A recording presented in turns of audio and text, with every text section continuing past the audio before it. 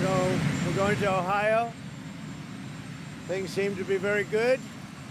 We have been doing very well with the China virus, but they've had a pretty big spike in Europe, as you know, in UK in particular.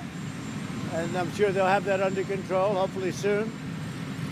But we're in very good shape. The vaccines are coming along. I just got a report. The vaccines are coming along rapidly. Therapeutics are coming along very well, and we'll see what happens. But too bad about Europe. Too bad. Mr. President, You would announce your Supreme Court pick before Friday. I would say on Friday or Saturday I'll be announcing the pick.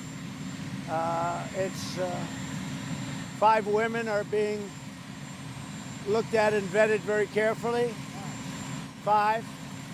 And we'll make a decision probably Saturday, but Friday or Saturday. do you plan to meet with any of them in person? Do you plan to meet with any of them in person before you make your decision? Yeah, I will. When do you plan to do that? During this period of time. Do you think all 5? I don't know. I doubt it. But in I person? doubt it. But we'll meet with a few, probably. Have you talked to any of them yet? Say it? Have you talked to any of them yet I have. today? I have. Today and yesterday, day before. Is it better to have a vote on your nominee before the election or after? Well, I'd much rather have a vote before the election because there's a lot of work to be done, and I'd much rather have it. We have plenty of time to do it. I mean, there's really a lot of time. So let's say I make the announcement on Saturday. There's a great deal of time before the election. That'll be up to Mitch and the Senate. But I'd certainly much rather have the vote. I think it sends a good signal. And it's solidarity and lots of other things. And I'm just doing my constitutional obligation. I have an obligation to do this.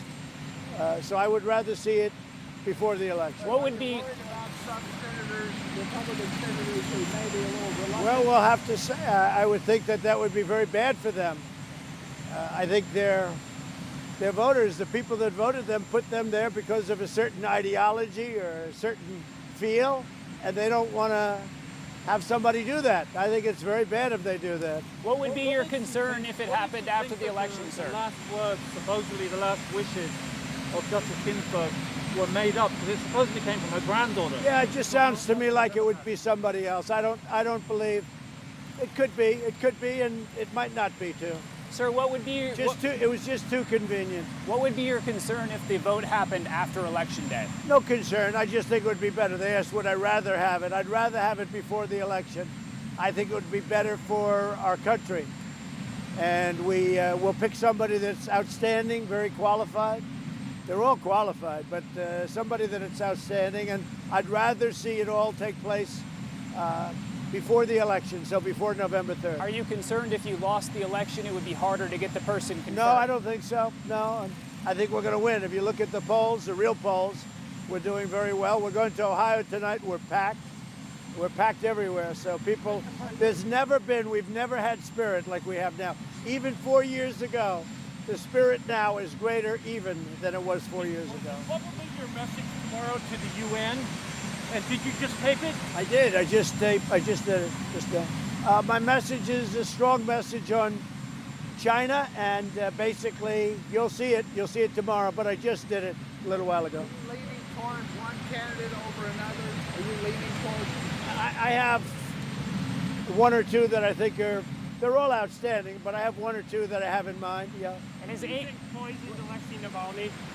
Say it. Who do you think poisoned Alexei Navalny in Russia? We'll talk about that at another time. is Amy Coney Barrett one of the leading contenders in your mind? She's one of the people that's very respected, but they're all respected. She's certainly one of the candidates, yes. And when you go down to Miami, will you meet with Barbara Lagoa? I may. She's highly thought of, and she's got a lot of support.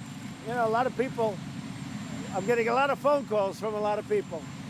She has a lot of support. I don't know her, but I hear she's outstanding. And sir, she's one of the people we're looking at. Did you push the DOJ to name Seattle and New York and Portland anarchistic cities?